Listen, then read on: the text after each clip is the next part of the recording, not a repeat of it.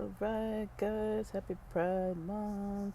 Let's continue this topic. So, I'm going to read the comments about banning gay lifestyle. Um, I guess I heard that there was a lot of anti-LGBT, RFK kind of things, as well as misinformation. Guys, be careful. Be careful. I I come from a research background, right? As far as like studying in school and stuff. Say for example, if I wanted to make a case or you know have a paper that's an argument, you can basically compose it. I mean, you probably wouldn't get this approved fully because there would be people on a review board that would be like, no, like this isn't completely accurate. But if it's something that's, a little more of a controversial topic, for example, I have an uncle who comes from an indigenous African background, and of course, the missionaries came in to that culture and they created an entire Christian, Protestant, specific denomination came in, Adventist. They came into that culture and they basically taught all of these indigenous people that your African way of spirituality is terrible, wrong, and bad. You're going to go to hell if you do this. You have to do ours. Whatever that looked like over history, which I don't really know the specifics at the moment, whatever that looked like, the process of that, whole process, everything that was infecting that culture basically was one group saying our way's better than yours, our culture's better than yours. Fast forward to the 80s, the 1980s. My uncle's a lot older than me, so near the year that I was born, he was finishing his doctorate, and he went to an Adventist Christian Protestant university and wrote an entire paper about Christian culture, education, how come Christianity is basically better than Shona and the Bela culture, spiritual gods, and deities, and who people worship. And of course, the university was like, "Yeah, we're gonna pass this guy. We're gonna approve this." This was back in the '80s. I don't even know if now you could write a paper like that outside of a religious university of that religion and try to promote it. Like if I was in the field of if I was say in the field of psychology, if I was to take that same paper, somebody would nowadays look at it and be like, this is biased. It's kind of prejudiced thinking to assume that like your culture, because somebody told you that this God's book said to do this, you're basically saying that it was okay for these other people to come in and like, and come in at the detriment of this other culture and like try to change their whole way of living and put down their whole method of spiritual practice and religion that they've had for ages. It's probably even older than Christianity itself, that they were doing before. And basically what I'm trying to say is it's biased, but depending where the biased information goes, you're going to be depending where the biased information goes, you're going to be either accepted or rejected, right? So if you have someone like RFK or whoever the heck talking within his own echo chamber to a bunch of homophobic people, saying things like 100% of the 1,000 first people who died from AIDS were all addicted to poppers, like, yeah, like, let's look at that math. And if it's 1,000 people, I'm not saying that their lives are meaningless by any means at all. Their lives are not meaningless, but 1,000 people is not a lot in the scope of all the people who passed at that time period. Because things were really going bad,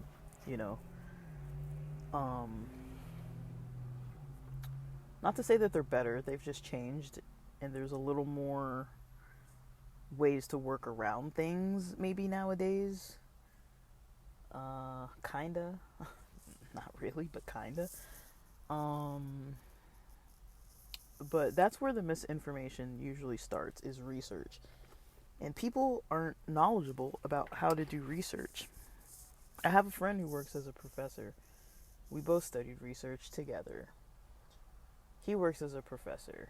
He teaches research. He teaches courses where people have to write at least one research paper. And these are seniors in college in a university. Seniors. UCLA, Cal State LA, Los Angeles, big school, names. Seniors who don't know how to write a 5-page research paper. Like, don't you learn how to do this in like high school chemistry and bio class? Do you not? You don't learn about like, okay, write the abstract and write the introduction and write like all these different sections, in the reference, and using whatever formatting. You learn this in high school. I thought you learned this in high school. That's what I was doing in high school anyways. And I did it all throughout college for years and years. I can't name hardly any classes other than math classes where you didn't have to write a research paper of some kind, because I was in the field of psychology. But basically, research is something that people, I think, aren't learning how to do anymore. Or if they are, they're not learning how to do it in a way that makes sense, or learning how to challenge it. So what I would encourage people to do, when you see a news headline, when you see an article headline, and then you start reading the information, break down every freaking sentence. Break them all down. Look at all the references and see if you can find exactly the opposite. And I almost guarantee you will always find something that says the exact opposite thing. But they're not going to tell you that. Now, when I see something just as simple as someone saying, like, okay, 100% of the first 1,000 people were addicted to poppers, those people died from AIDS. And then they're kind of trying to use that as an argument against gay culture, products, things like that, that should or shouldn't be manufactured according to them, saying that, like, America's going down because of these products, or because of these gay people promoting all this stuff, or talking about it, or using it. We need to ban it. Why would straight people need to ban poppers if it's a gay thing? Like, why would they need to ban it? And also, have you noticed that a lot of straight people are catching on to a lot of the gay culture? A lot of them are embracing it, and I think that's where, the mainstream the mainstream haters are getting very, very worried, because they're seeing, oh wait, my straight kids are watching drag shows. My straight, whatever. There's like some Bravo channel or whatever, and I have straight people in my life that are embracing these gay things, and they get so worried. They're like, I'm so worried about this. This is such a problem for me, because I need to be prejudiced. But I can't be prejudiced if it's in my house. My kids like it, and my wife likes it, and all my straight friends. One thing that I'm noticing that's interesting, and it's maybe just the algorithm, but I don't think it's the algorithm, because this is before the algorithm would have known anything. On my end, I'm not anti-adult content. I just, I went through like a really long period of time where I never searched for any of that kind of stuff. Like, it wasn't like a religious thing. It was nothing like that. I just, I was going out all the time. I was meeting people. I was mingling all the time. I was like, I don't need this. Like, I have real people in my life. There was like no need for it at all. I had like no desire toward it whatsoever, because I was pretty fulfilled. And then fast forward, I got into a time period where I was like pretty, I would call it isolated maybe on some ends. And I started dabbling, looking into certain stuff. And I'm like, why is there so much trans content on here? Now, I'm not hating on it. I'm just saying, like, that was a shock, because back when I was looking at things before, there was no trans anything anywhere. And then when I fast forwarded and started looking in the 2020s, I don't know what exact year it was, but probably 2020s. I could probably blame the Rona. I don't remember what year, but it was in the last few years. And I was like, wow, there's a lot of trans stuff. And I started noticing around the time when, they were cracking down on drag performances. They started cracking down on LGBT sites. They started cracking down on all kinds of queer stuff. And a lot of the anti-trans stuff started becoming it was already problematic, but it was, these people with big voices, these big stupid politicians, with their prejudices coming in and hating on everybody. And, I'm like,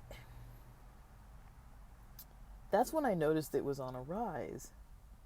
And I was like, I wasn't even searching for it. It was just coming to me. I was like, why is this on here? Like, I was just questioning it. Like, now this is interesting. Because before, like, there were things that I would go so far out of my way to look for that I was like, there may be one obscure video on some corner of the internet that didn't even have, like, a title, and it was like, like MOV.16338-A3912 or whatever, and that's like the name of the video. Like, they just used like whatever their computer saved the file as, the movie file as, the video file as, and they just uploaded it with that as the name. And it's like, oh well, this is what I was looking for, but like it took me like a day or two to find it or whatever. But so I started noticing that, and I started noticing that's crazy. But I did start noticing that. I started noticing that there were a lot of people on the internet that were posting things that were also things that I was noticing were kind of getting banned. And there's also stuff with age ranges. I don't look at it, obviously, but I would say some of it online is questionable, and it's more so than what I ever remember seeing. And I think it has something to also do with like the fact that there are, there's more recognition that predators exist. I don't know if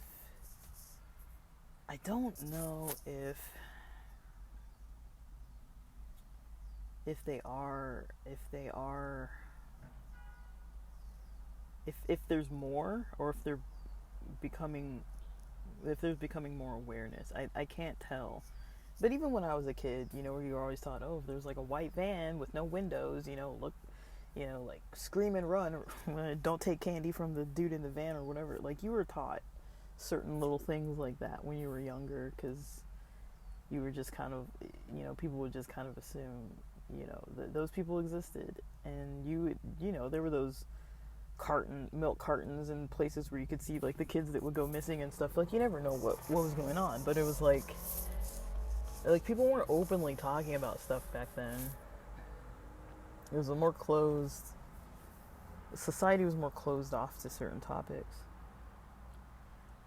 But they existed, and now it's like all those topics that were taboo topics in maybe like the 80s and 90s are now like, there's a political debate about every single one of them, but I do notice too, there's like a rise in culture of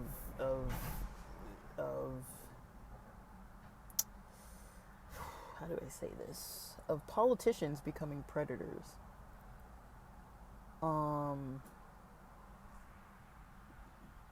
Or people with money. It doesn't really have to be politicians, but I put them all in the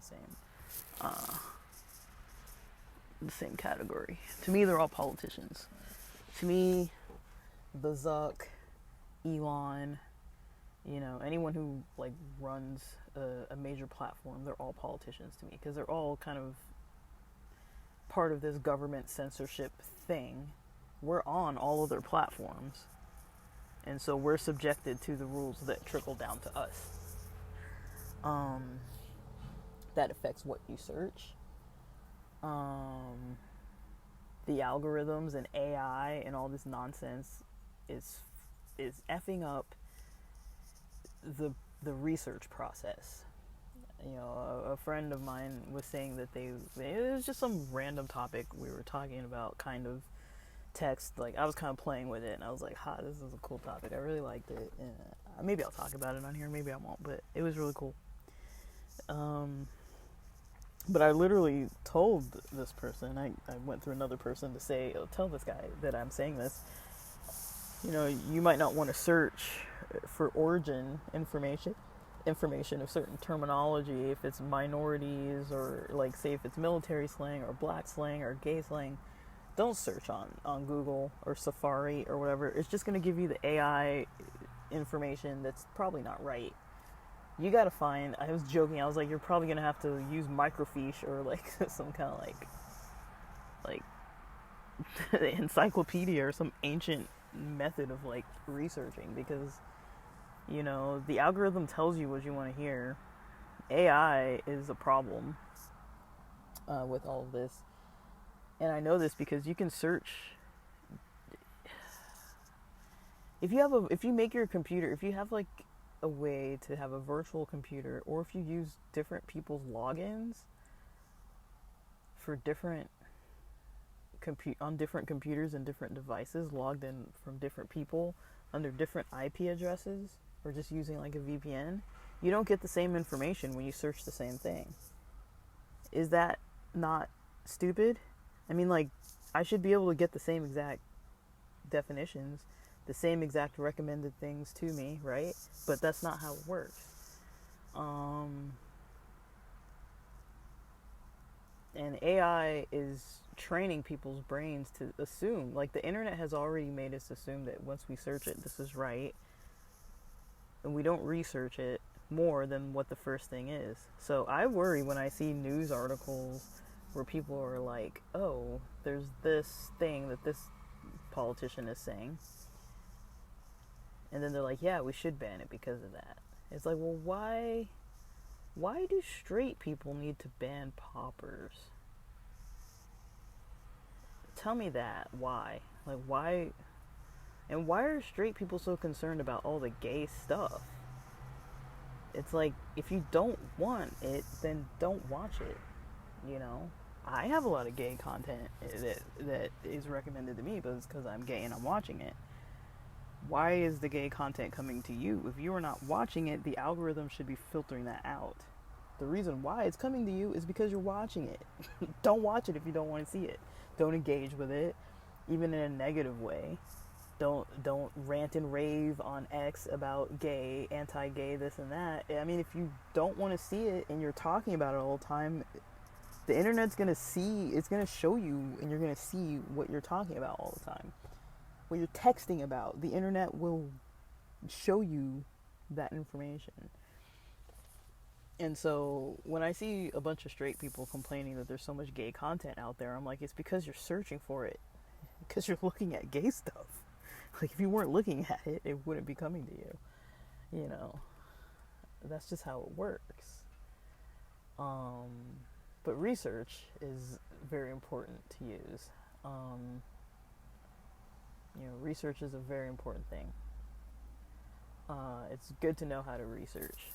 I'd say the first step would be, you know, not like a strict scientific method, but if you're just like a casual dude, like searching on the internet, casual person in your little homebody life or whatever you're doing, you know, you're sitting at a bus stop waiting for the bus.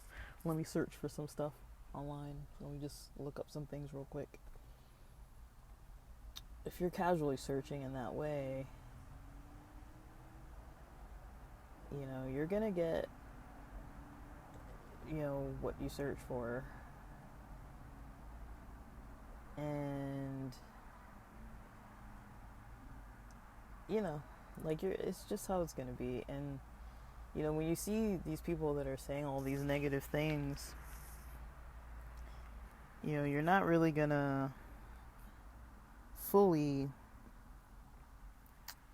when you see people saying all those types of negative things, you're really not gonna fully know, like, all the research that they're referencing. I would say go back and read the papers. Read the full journal article that they're referring to. Read the full medical article.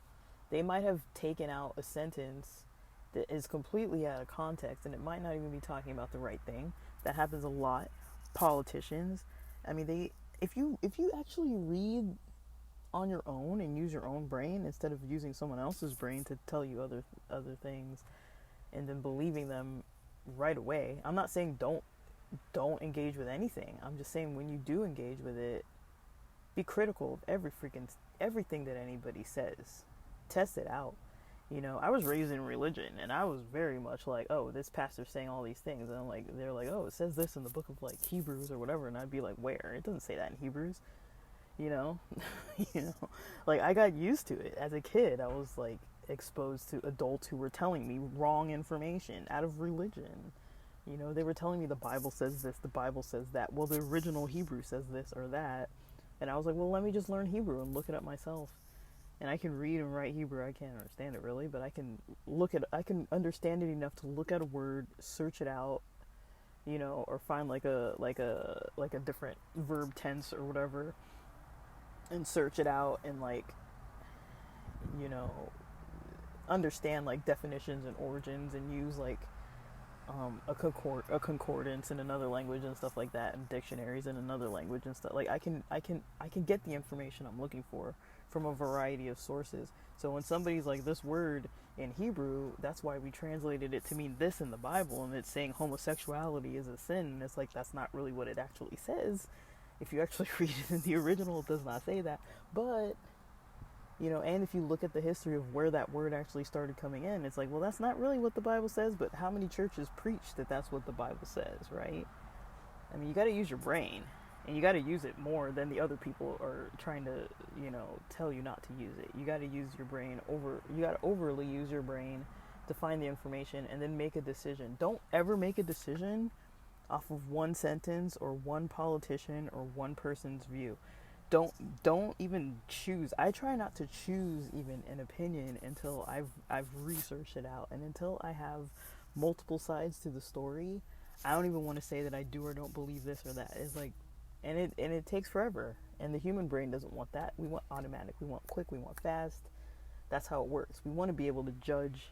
Like, I see this person dressed like this, and they're walking down the street in this dark alley in the middle of the night in this dangerous neighborhood. Maybe I should run, you know? It's like, they might be perfectly harmless, but your brain is, like, scanning out your society and looking and being like, hey, like, I need to kind of understand this a little bit better. But we're going to keep on this topic for a while. I'm going to be ranting for quite a few days about this. I wanted to look at the episode's comments on what's the safe word. It says, let's see, some of these are going to be funny. So what's the safe word they posted, and this is from the month of May 2025. Pop her. I barely know her. Do you use them? Are you concerned? What's your favorite brand? Also, pop off and check out today's sponsor, VIIA. Get 15% off. They have their code there. Mr. W417 says, banning poppers is just dumb. PrEP should be as available as nicotine patches, and the government should pay for it. It's simple. Atomic Goblin says, let me expand this. I remember one incident when I was working at a sex shop, smoke shop combo. A customer came in and asked if we sold poppers. I said no, they're illegal, but we do have nail polish remover. While tapping on the glass case over the jungle juice in our front display in a very hint, hint, hint kind of way, customer just said, well, I was looking for poppers, and walked out. That's funny, because they were trying to like point to it, and then the person, because they're not like allowed to say it. I mean, like, I don't know. Does censorship bother anybody else but me? I feel like I'm the only one who's like, I hate this. I hate this. Because the thing is like, I hate having to like choose my words. And I already said poppers in this, so who even knows if I'm even gonna be able to post it? Who cares at this point? But basically, I'm not selling them. I'm not promoting them. I'm just talking about other people who talked about them. Who knows if I can even post about that? But I like to rant and rave. But I'm pretty open-minded. Like, if you talk to me in real life, you'll know that I am open to hearing other people's opinions. And even if I don't agree with it, I'll circle back and I'll be like, okay, maybe I don't agree with all the points, but there's usually going to be some points that a person brings up if we disagree on something that I'm fully going to be like, okay, like, I agreed with A, B, C, X, Y, I didn't agree with Z, but it's like, I can kind of see where you're coming at. And even if I don't agree, I'm like, well, maybe for you this works, or, you know, maybe this is how you see it because of your experience. I can kind of get that. Like, I'm not a hater like that. Like, I like to hear people's opinions. I worked in freaking psychology. Like, you can't really work in that field with a bunch of people and be like, I hate everybody's opinions on life and how they live. It's like, you're running into people who have so much variety in how they live, to where it's like, I'm basically like, as long as you're not being abusive, as long as you're not being consistently toxic. I mean, I guess when you say toxic, it does imply that there's a consistency to it. Because I don't know if someone's toxic if they do one thing that's like, they wronged somebody once. I wouldn't really call them toxic. But if you have a pattern of it, it's a problem. But if there's no pattern, I don't know. You just messed up. You effed up if you made a mistake and it was a problem. And hopefully you could be redeemed from it, or get forgiven, or apologize, or, you know, whatever you need to do and earn somebody's trust back from that. But, you know, I mess things up all the time, you know, like, I'm not perfect either. Like, I'm not even like hating on people just for like imperfections or like quirks or anything like that. I'm talking about people who are literally creating systems that are prejudiced against entire groups of people. Immigrants, different races of people, gay people, trans people, people with different documentation statuses, whatever you want to call it. I don't even know. Like, what do they want? What do they want? Like, if these people, you know, these politicians got what they wanted, what would they be promoting?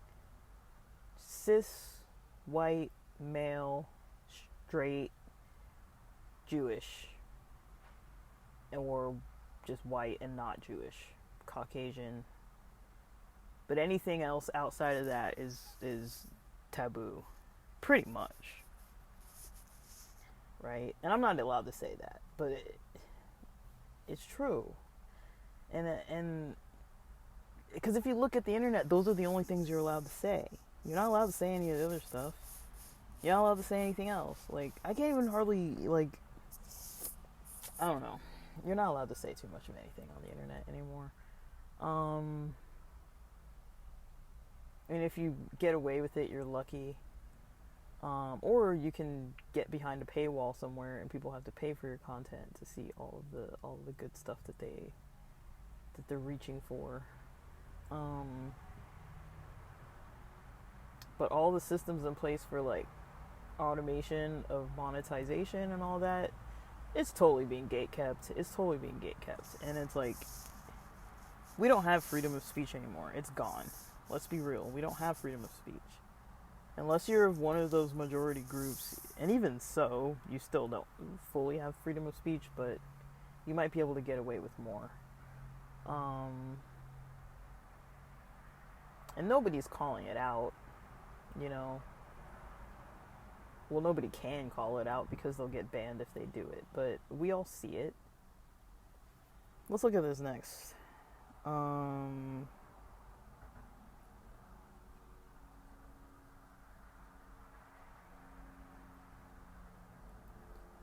This next comment. It's kind of similar. Sorry, it looked the same. It's by Sideways Bear 7606. I work part-time at a sex shop. store. I can't read properly. I work part-time at a sex store shop. We sell the nail polish remover, as we have to call it. We did have it behind the counter for legality here in Texas. Since all of these new laws came in recently, now we have to keep it in our office behind the counter, and people have to specifically ask for it. They can't call it the P word. Let me just stop saying it. I already said it, but I'm like, I said it twice. Like, they can't say the P word, or we can't sell it to them. So I give them the chance to call it something else so they can buy it. LOL. It is ridiculous and stupid with these antiquated laws. I don't even understand. Like, how? I don't understand this. There's some stuff that I'm just like, I don't understand. I don't understand this. I don't understand what this is. I don't understand this. Like, the thing that comes to my mind, I went to was it a dispensary? I think it was a smoke shop. It was a smoke shop. But was it a dispensary? I know it was a smoke shop. I can't remember if it was a dispensary. I think it was a dispensary. Because they had cannabis products there. I was there with someone. I don't remember. I'm mixing this all together. But basically, I remember being there for a while. And, like, I was there with someone who was buying something that was, like, completely unrelated. And then I was, like, looking around, browsing around, and I was just kind of like, I have enough weed products, like, I don't really need any, and I was trying to save money, and I was like, I didn't really want to buy anything. And then they kind of mentioned, oh, we have these, I can't remember what the name of it was, but it was like a certain chocolate bar that had a certain type of fungi in it, and I was like, ooh, but I didn't see those. They had mentioned it to me after the fact, like after we'd been there for a few minutes, and I was just browsing around, and I heard that, and it caught my attention. They're like, oh, we have this, and when I heard that, I was like, cool, and I was like, do you also deliver to this area where I live, and do you have this, do you have that, how do I get more of this, like, and I ended up buying the cheapest product, which it was just some nootropic product that I was just like, I don't really like the mixes, because they don't really tell you the details of what the strains are, and I don't even know what it is, so I kind of regretted having that one, but I was like, it was cheaper than the others, because the others were overpriced. They were like $60, but nowadays for that type of chocolate bar, that's like not out of the norm, and they're not technically legal. But I just didn't want chocolate because I was going to be walking around in the sun for the rest of the day. So I was kind of like, I don't know if chocolate's a good idea. Because they already melt faster than like your average kind of like Hershey's types of chocolates that you would get. They melt a lot faster. Those types of products do. And I'm like, there's no way my pockets are going to withstand this. And then like it messes up the dosage too. Because like you want it in a solid piece. Like, I don't know, they've created them in a certain way that it's like you kind of want to be able to have each piece be evenly dosed. And if it starts melting, then you're like, well, how much am I even taking? So, and I'm not going to eat the whole thing at once. Like, those things last me like a couple months sometimes. Like, unless I'm just like, I really want to like trip balls one day and just like eat a whole bunch of whatever the heck I decide to eat that day. But, that's a rare occasion. That's like a special occasion where I'm like, it's raining today, I'm staying in and I'm freaking eating a bunch of this. But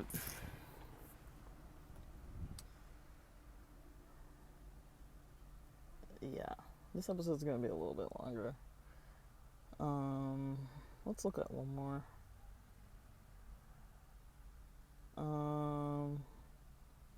Ryan 7032. Fun fact, both Steve-O and Johnny Knoxville have matching lightning bolt tattoos because of the P word. Alright, so let me stop this episode here. I'm going to continue reading these comments, though, because I like them, and they're funny, and I enjoy it. These aren't even my comments, I just like it. Thanks for listening.